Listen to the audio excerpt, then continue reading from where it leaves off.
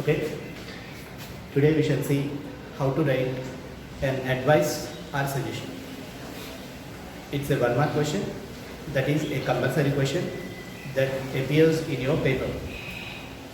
ఇప్పుడు నేను చెప్పే topic advice and suggestion. How to write an advice are how to right A suggestion, how to advice your friend, how to advice anyone, how to suggest anyone. We have already dealt with this grammar part. ఇది కొత్త grammar topic కాదు, already ఈ grammar topic మనం deal చేసింది. You have written many examples of this. రాశారు. This example you have write from your eighth class దగ్గర నుంచి మీకు ఉంటుంది. ఎయిత్ క్లాస్ స్టడీ మెటీరియల్లో మీకు ఎక్సైజ్ ఉండొచ్చు, ఉండకపోవచ్చు. కానీ if you don't have any exercise, I post exercise అని చెప్పి అప్పుడు చెప్పాను కూడా. అడ్వైస్ అండ్ సజెషన్ అనేది we have to learn it. We have learn it right from our eighth class. We have to learn it right from our eighth class. Eighth క్లాస్లో exercise ఉంటాయి, 9th ఉంటాయి, 10th ఉంటాయి. 10th దగ్గరికి వచ్చేప్పుడు it's a compulsory question. That means that definitely appears in your examination paper. Compulsory me examination పేపర్లో ఉంటుంది. And you know మీరు 10th 9th వచ్చేప్పటికి 2 పేపర్స్ ఉంటాయి. ఇంగ్లీష్ పేపర్ 2 ఉంటుంది. 8th క్లాస్లో you don't have 2 papers, you have only 1 paper. 100 మార్క్స్కి ఒకటే papers ఉంటుంది. 100 marks, not for 80 marks. Earlier we have 80 marks paper. ఇంతకుముందు మీకు 80 మార్క్స్ పేపర్ ఉండేది. Last year the pattern has been changed. Pattern change చేశారు. We have to we might have return the examination. If there are examinations వాళ్ళు ఉంటుంటే మనం ఈ వాటికి రాసిండేవాడు. 100 marks paper రాసిండేవాడు. 9th 10th దగ్గరికి వచ్చేప్పుడు you have 50 marks paper, 50 marks paper 2 ఉంటాయి. ఇప్పుడు చెప్పే ఈ టాపిక్ 9th 10thలో మీకు పేపర్ 1 వస్తుంది. 8th క్లాస్లో అయితే మీకు ఒకటే పేపర్ కాబట్టి అందులోనే వస్తుంది. Okay, that to under new pattern, కొత్త pattern. That we shall see now. The topic is ADVICE. Observe here I wrote CE, సా. దీన్ని సా అని చదువు. దీని ప్రొనౌన్సియేషన్ సా. Advice or suggestion, SUGGESTI. Advice or suggestion. గుర్తుపెట్టుకోండమ్మా, ఇక్కడ దీని ప్రొనౌన్సియేషన్ ADVICE. ADVICE advice. సా అని మీకు సి ఉన్న వర్డ్ నౌన్ అవుతుంది. సి ఉన్న వర్డ్ ఏమవుతుందమ్మా మీకు? అది నౌన్ అవుతుంది. ఇది మీకు ఎడిటింగ్ అండ్ ఎర్రర్ కరెక్షన్ అనే టాపిక్ కూడా యూస్ అవుతుంది. ఇప్పుడు నేను చెప్పే ఈ ప్రొనౌన్సియేషన్ CND అనేది it will be useful. It comes in handy at the time of writing, editing and correction. ఎలా ఉపయోగపడుతుంది అనేది మీకు క్వశ్చన్ రాసినట్టు అర్థమవుతుంది. చూడండి, ఓకేనా? అడ్వైస్ అండ్ సజెషన్ ఇవ్వడం అంటే సలహా ఇవ్వడం. మనం ఏదైనా ప్రాబ్లం వచ్చినప్పుడు లేదా ఏదైనా ట్రబుల్స్లో ఉన్నప్పుడు మనం అడుగుతాం కదా మన వాళ్ళు ఎవరైనా, అరే నాకు ఏదైనా ప్రాబ్లం వచ్చింది, ఈ ట్రబుల్లో ఉన్నప్పుడు నేను this is what the problem, I'm stuck in, please suggest me some good way. ఏదైనా మన సలహా ఉంటే చెప్పరా, ఎలా ఈ ప్రాబ్లం నుంచి నేను ఎలా ఏంట్రా సొల్యూషన్, ఏం చేయాలని మన ఫ్రెండ్స్ ఏదో విషయానికి మనం అడుగుతూనే ఉంటారు. అడుగుతూ ఉండకపోవచ్చు. But we come across these kind of situations. ఇలాంటి సిచ్యువేషన్స్ మనకు వస్తాయి లేదు, రియల్ లైఫ్లో వస్తాయి లేదు. ఎక్కువగా పెద్దవాళ్ళకి వస్తుంటాయి. మనకంటే పెద్ద ప్రాబ్లమ్స్ ఏం లేవు, కానీ మన పెద్దవాళ్ళు కంటే మన పేరెంట్స్ వస్తుంటాయి ఇలాంటి problems. Do they face these kind of problems or not? వాళ్ళకి మార్నింగ్ నుంచి ఈవినింగ్ లోపల బోల్డ్ అండ్ టెన్షన్స్ ఉంటాయి. సో మన వెల్ విషర్స్ ఎవరైతే ఉంటారో వాళ్ళు సజెస్ట్ చేస్తూ ఉంటారు, ఓకే ఇది కదా మా ప్రాబ్లం, ఇలా చేయండి, ఇలా చేస్తే బెటర్ అని చెప్పి మనకు సలహాలు ఇస్తూ ఉంటారు వాళ్ళు. ఓకేనా? దాన్ని అడ్వైస్ ఆర్ సజెషన్ అంటాం. ఓకే, దీన్ని మనం ఎక్స్ప్రెస్ చేయడానికి ఇంగ్లీష్లో వీ హ్యావ్ మెనీ కన్స్ట్రక్షన్స్. మనకి ఇంగ్లీష్లో బోల్డ్ అండ్ కన్స్ట్రక్షన్స్ ఉన్నాయి, కానీ we better learn only 1 or 2 constructions. One important structure is you should. If not అవసరం అయితే ఇక్కడ నాట్ రాయాలి. దీన్ని కూడా ఎలా రాయాలంటే అపోస్ట్రోఫికల్ ఫామ్లో రాయాలి. అంటే ఇలా అపోస్ట్రోఫికల్ ఫామ్ అని అంటే N''T. యాక్చువల్గా నాట్. దీన్ని బ్రాకెట్లో ఎందుకు పెట్టాలంటే అవసరమైతే ఇక్కడ షుడ్ తర్వాత రాస్తాను, నాట్ అనేది. ఓకే, నాట్ అనేది కంప్లీట్గా రాయకూడదు. మీరు కంప్లీట్గా రాస్తే రాంగ్ అవుతుంది. అది కంపల్సరీ అపోస్ట్రోఫికల్ ఫామ్లో రాస్తేనే రైట్ అవుతుంది. గుర్తుపెట్టుకోండి. This also comes under your editing and error correction. Punctuation mistake అంటారు. ఫర్ ఎగ్జాంపుల్ మీకు షుడ్ నాట్ అని ఇచ్చాడు అనుకోండి, that is wrong. Should not అని ఇస్తే రాంగ్. వాడు ఏమనుకోలేదు, కంపల్సరీ షుడ్ అనుకోవాలి. This comes under punctuation mistake. Punctuation mistake అనే దాంట్లో కూడా ఉంటుంది. ఎడిటింగ్ అండ్ ఎర్రర్ కరెక్షన్ అవన్నీ ఉంటాయి, పాయింట్స్ అన్నీ ఉంటాయి. ఓకే, వాడు నాట్ రాయాలంటే ఇక్కడ రాయాలి. దీని తర్వాత V1 plus what ever is the left out. ఇంకా రిమైనింగ్ పార్ట్ ఏది ఉంటే అది phrase, object, what ever is left out, that will have it. It is one structure. Okay, otherwise we have another structure. You had better. You had better. అర్థమైందని నేను చెప్పింది. This is structure 1, this is structure 2. You can use any one of these 2 structures. You had better plus V1 plus if anything rest. You can use any one of these two structures to advise your friend or suggest your friend or any person. These two are the structures. These two are the structures. You can use this structure or you can use this structure to advise your friend, to suggest your friend or suggest anyone else. ఒక విషయం observe చేయండి అమ్మా, నేను ఇక్కడ రాసిన దాంట్లో you had better, there is no to. ఒకవేళ మీరు ఇక్కడ టూ రాశారు అంటే అది రాంగ్ అవుతుంది. టూ రాయకూడదు. You had better to work అని రాయకూడదు. You had better work, you had better stop smoking అలా రాయాలి తప్ప యూ హ్యాడ్ బెటర్ టు అని రాస్తే once again that is editing and error correction, that comes under correction. Better తర్వాత మీరు to use చేస్తే ఈ construction that comes under editing and error కరెక్షన్లోకి వస్తుంది. ఎడిటింగ్ అండ్ కరెక్షన్లోకి వస్తుంది, అది గుర్తుపెట్టుకోవాలి. అర్థమైందా లేదు? You can use any one of these constructions, ఏదైనా యూజ్ చేయొచ్చు. నేను ఒక ఎగ్జాంపుల్ రాస్తాను కదా, చూడండి. Your friend is riding bike without helmet, wearing helmet. Advise. ఇక్కడ అబ్జర్వ్ చేయండి. Why did I write here? Yes, and I am saying its pronunciation. I am pronouncing ja. ఇక్కడ చూడండి, advise. సా ప్రొనౌన్స్ చేశాను. But here I pronounce advise. I am saying I am pronouncing ja. ఇక్కడ ja అంటున్నాను, ja. ఇక్కడ సా అంటున్నాను. This is noun. సా sounds వచ్చేవన్నీ నౌన్స్. This is verb. ఇది ఏమవుతుందమ్మా? ఇది వర్బ్. గుర్తుపెట్టు. When you want to use it as a verb, దాన్ని వర్బ్గా యూజ్ చేయాలి అంటే you have to write S and you have to pronounce జా. ఇది మీకు 2 waysలో ఉపయోగపడుతుంది. నెక్స్ట్ మీకు ఇంటర్మీడియట్లో ప్రొనౌన్సియేషన్స్ అనే టాపిక్ ఉంటుంది. ఈ ప్రొనౌన్సియేషన్ అనే టాపిక్లో ఎస్ అండర్లైన్ చేసినప్పుడు జా సౌండ్ మీరు తీసుకోవాలి, సి అండర్లైన్ చేసినప్పుడు సా సౌండ్ తీసుకోవాలి. ప్రొనౌన్సియేషన్స్ అనే టాపిక్లో అక్కడ యూస్ అవుతుంది. ఇంకొక టాపిక్ ఏంటంటే సి సౌండ్ ఉంటే that is a noun, not a verb. That means it doesn't have conjugation. దీనికి కాంజుగేషన్ ఉండదు. నౌన్కి కాంజుగేషన్ ఉంటుందా? కాంజుగేషన్ అంటే ఐడియా ఉందా మీకు? V1 form, V2 form, V3 form, V4 forms రాస్తాం, ఐడియా ఉందా? వర్బ్ కాంజుగేషన్ ఉంటుంది. ఈట్ ఉందనుకోండి, eat, ate, eating, eating. Go, went, gone, going. Talk, talked, talked, talking. Call, called, called, calling. ఇలా verb conjugation ఉంటుంది కదా. Noun ఉంటుందా conjugation? Noun doesn't have conjugation. దేనికి conjugation ఉంటుంది? వర్బ్కే కాంజుగేషన్ ఉంటుంది. ఆ వర్బ్ రాసే మీరు ఎస్ రాయాలా, సి రాయాలా? గుర్తుపెట్టుకోండి.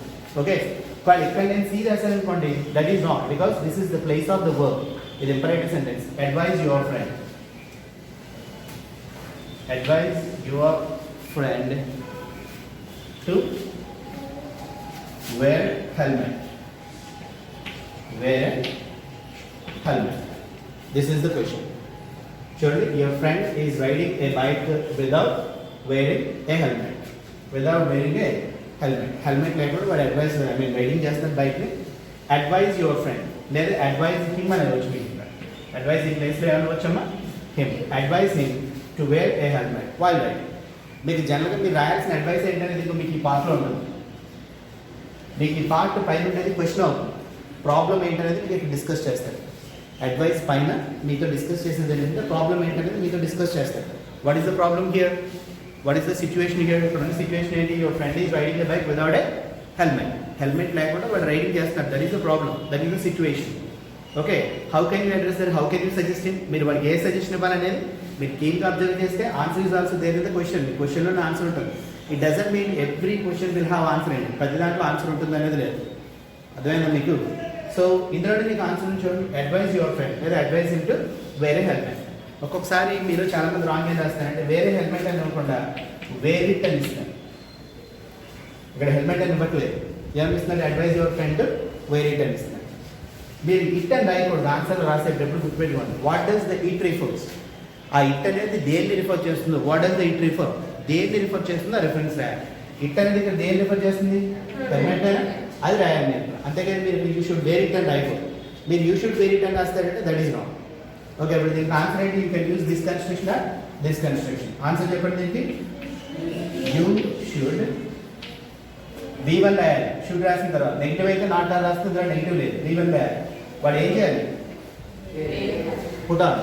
You should wear a helmet while riding a bike. మీరు పూర్తిగా రాయాలంటే దాన్ని you can make it more meaningful. While riding a bike. If you want make it more meaningful, మీరు ఎక్కడి వరకు రాస్తే మీకు మార్క్స్ ఇస్తారు. You should wear a helmet and రాస్తే మీకు మార్క్స్ ఇస్తారు. But if you want make it more clear, more precise, ఇంకా చాలా క్లియర్గా రాయాలనుకుంటున్నారు ఆన్సర్. చూడండి, ఎలా రాసే దాంట్లో కొంచెం వేగ్నెస్ ఉంటుంది.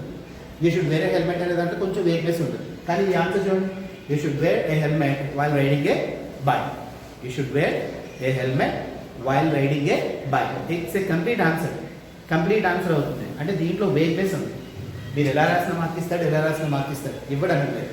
But it helps your understanding level, understanding skills better. మీ అండర్స్టాండింగ్ స్కిల్స్ని, మీ రైటింగ్ స్కిల్స్ని ఇంప్రూవైజ్ చేస్తారు. ఇది బాగుంటుంది. ఓకే, దీన్ని యూ హ్యాడ్ బెటర్తో రాయాలంటే ఎలా రాస్తారు? You had better, you had better wear a helmet while riding a bike. అంతేగాని ఇదే స్టేట్మెంట్ మీరు for example you had better to wear a helmet while riding a bike అని రాస్తే ఇది రీడింగ్ అండ్ ఎర్రర్ కరెక్షన్. మీకు ఇక్కడ mistake ఉంది. Here lies the mistake. It comes in your editing and error correction. Editing and error కరెక్షన్లో మీకు ఈ point డెఫినెట్గా రావచ్చు. ఎడిటింగ్ అండ్ ఎర్రర్ కరెక్షన్ అంటే మీకు ఒక పారాగ్రాఫ్ ఇచ్చి దాంట్లో మిస్టేక్స్ని ఐడెంటిఫై చేయమని మీకు ఒక పారాగ్రాఫ్ ఉంది. 8th క్లాస్కి ఉంది, 9th క్లాస్కి ఉంది, 10th క్లాస్కి ఉంది. ఈ ఎక్సైజ్ మీకు 8th క్లాస్లోనూ ఉంది, 9th ఉంది, already you done it, 10th కూడా ఉంది మీకు. ఓకే, ఒక పారాగ్రాఫ్ ఇస్తాడు. ఆ పారాగ్రాఫ్లో 5 మిస్టేక్స్ ఇస్తాడు. Okay, this is a paper, this appears in paper 1. Grammar పార్ట్లో వస్తుంది. ఎక్కడ వస్తుందమ్మా ఇది మీకు? గ్రామర్ పార్ట్, పేపర్ 1 గ్రామర్ పార్ట్లో వస్తుంది. 8th క్లాస్ అయితే మీకు పేపర్ 1, పేపర్ 2 అని ఉండవు కాబట్టి ఆ పేపర్ 1లోనే వస్తుంది. 100 మార్క్స్ పేపర్ అందులోనే ఉంటుంది. But in 9th and 10th you have 2 papers and this appears in paper 1 and అది గ్రామర్ పార్ట్. గ్రామర్ సెక్షన్లో మీకు వస్తుంది కంపల్సరీ క్వశ్చన్. డెఫినెట్గా ఈ క్వశ్చన్ వస్తుంది. 8th and 9th and 10th compulsory question వస్తుంది. అర్థమైనా? మీకు 8th క్లాస్ స్టడీ మెటీరియల్స్లో వర్క్ బుక్స్లో ఎక్సైజ్ ఉండకపోవచ్చు. మీకు ఎక్సైజ్ ఉండకపోవచ్చు. అక్కడ నేను మీకు అడిషనల్గా మీకు పోస్ట్ చేయాల్సి ఉంటుంది. ఓకేనా? ఇక్కడ మీకు 9th 10th ఆ ప్రాబ్లం అయితే ఉంది. 9th 10th మీకు వర్క్ బుక్లోనే ఉంటాయి. మీకు is it clear or not? చూడండి, ఇక్కడ నేను చెప్పిన ప్రతి పాయింట్ని క్లియర్గా అర్థం చేసుకుందామా? ఇట్స్ వెరీ, మీకు హెడ్డింగ్లోనే ఒక గ్రామటికల్ పాయింట్ ఉంది. ఆ గ్రామటికల్ పాయింట్ ఏంటంటే ADVICE. ADVICE అనే వర్డ్ ఉంది, ADVISE అనే వర్డ్ ఉంది. ADVICE, ADVISE. సి దీని ప్రొనౌన్సియేషన్ కూడా important. Advice, so, it is a noun.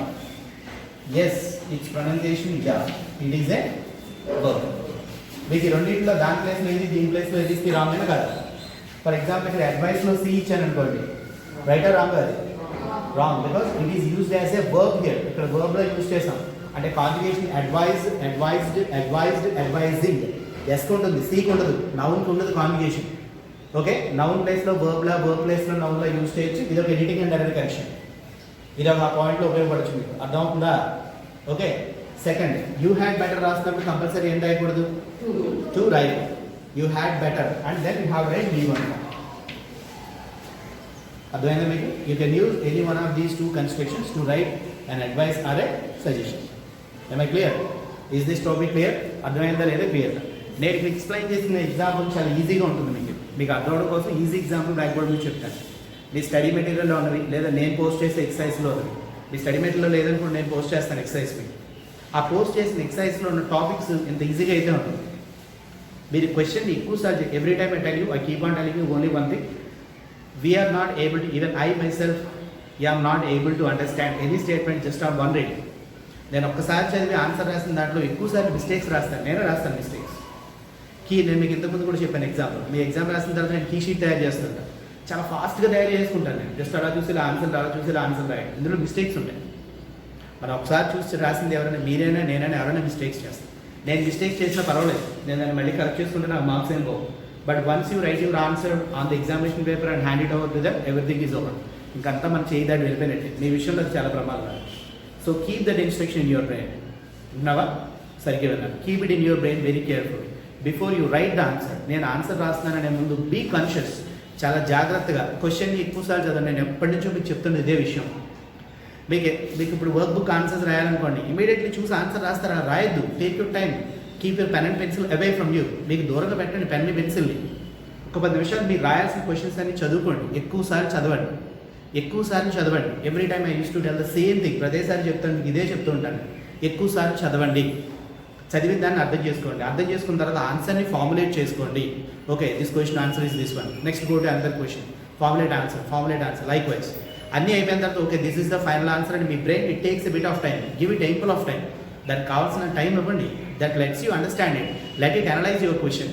ఇచ్చిన క్వశ్చన్ అనలైజ్ చేసే టైం మన బ్రెయిన్కి ఇవ్వాలి. మనం 10 స్టేట్మెంట్స్ ఉంటాయి, నేను 9 కరెక్ట్ రాశాను సార్ అనేది వేస్ట్. అది మీరు ఏ స్టేట్మెంట్ ఇక్కడ రాంగ్ రాస్తారు, అదే స్టేట్మెంట్ మీ ఎగ్జామ్లో వచ్చింది అనుకోండి, అక్కడ రాంగ్గా రాస్తారు. ఏంటి ప్రయోజనం?